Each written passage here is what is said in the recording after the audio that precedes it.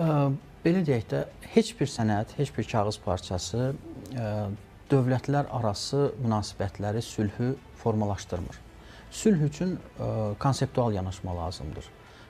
Burada düşüncədən, təfəkkürdən tutmuş davranışlara qədər hər şey sinxronluq təşkil etməlidir. Amma əlbəttə sülh önəmlidir və sülh prosesinin də əsas təşəbbüskarı Azərbaycandır. Xatırlayırsınızsa, elə Azərbaycan 5 maddəlik sülh müqaviləsi mətnini irəli sürmüşdü və bu danışıqlar çox çətin, gərgin keçsə də 2 maddə açıq qalmışdı. O 2 maddə də sonra bildirildi ki, razılaşdırıldı. Hərçənd ki, o 2 maddənin içində də bəzi minalar vardır. Çünki orada göstərilir ki, Ermənistan Azərbaycan sərhəddində üçüncü dövlətlərə aid qüvvələr olmamalıdır və geri çəkilməlidir. Avropa İttifaqının mülki missiyası bugün Ermənistan ərazisindədir və binokl diplomatiyasını həyata keçirilir. Monitorinq adı altında Azərbaycanın mövqeləri diqqətlə izlənilir və kəşfiyyat məlumatları toplanılır və hətta nəinki Azərbaycana qarşı, regiondakı digər dövlətlərə qarşı, İrana, Rusiyaya qarşı da burada fəaliyyət hiss olunur və bu da təsdiq edilmişdir. Yəni, burada həm sülh müqaviləsinin mətnində olan maddələrə uyğun davranışların həyata keçirilməsi və Azərbaycanın haqlı tələblərinin icrası önəmli xarakter daşıyır. Əlbəttə, bir proses çərçivəsində bir gündə Minsk qrupunun ləğvi ilə bağlı bir hüquqi sənəd imzalana bilər.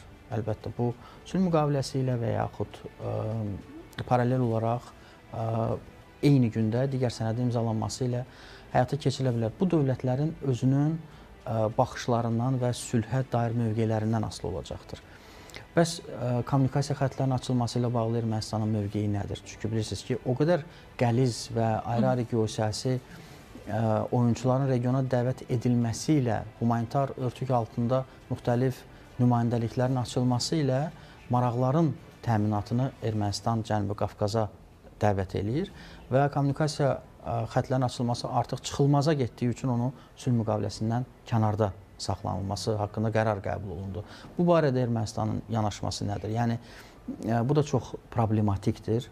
Amma mənə gəlir ki, burada Azərbaycan tərəfinin mövqeyi asandan çətinə doğru bir baxışı vardır ki, hansı məsələləri həll etmək mümkündürsə, onu burada və indi həll etmək önəmlidir. Və bu baxımdan sülh müqaviləsi bu formada razılaşdırılıb və onun imzalanması bugün gündəmdədir. Amma hesab edirəm ki, bu tələblər Azərbaycan prezidenti tərəfindən də ifadə olunmuşdur. Həm adada keçirilən analitiklərlə olan görüşdə, həm Almaniya prezidenti ilə olan brifinqdə və bu məsələləri də yeni Azərbaycan irəli atmamışdır. Bu da çox önəmli bir məqam vardır.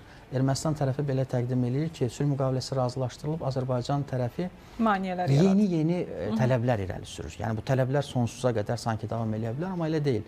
Bu, fundamental tələblərdir, hüquqi tələblərdir, siyasi əhəmiyyətlidir və tarixi əhəmiyyətlidir. Çünki burada SSR-nin dağılmasından sonra yaranan böyük bir ərazi birləşdirilməsi, Azərbaycan ərazilərinin mənimsənilməsi və legitimləşdirilməsi prosesinin üstündən biz xətt çəkirik və Ermənistanın əslində biz müqavilə imzalayaraqsa subyektliyi artır. Yəni, Ermənistan tarixən Cənubi Qafqazda elə bir layihə kimi yaradılıb ki, bütün region dövlətlərinə qarşı təsir etmək imkanı yaradılsın. Türkiyə, İrana, Azərbaycana və burada etnik konfliktlər, ərazi münaqişələri və digər məsələlər ortaya atılmışdır. Burada din faktoru və digər məsələlər də var, amma lobbiçilik, kilsə məsələsini də xüsusi qeyd etmək lazımdır. Amma hazırda əgər Azərbaycanla Ermənistan sülh müqaviləsi imzalasa, bu mənə gəlir tarixi bir sənəd olacaqdır və şübhəsiz ki, birgə yaşayış, diplomatik münasibətlərin bərqərar olunması